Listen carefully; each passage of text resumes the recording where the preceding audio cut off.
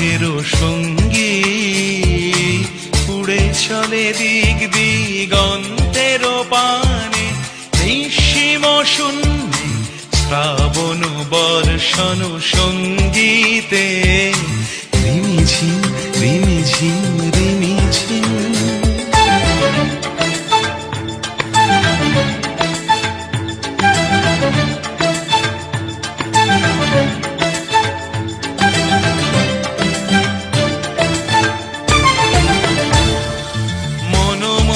Hong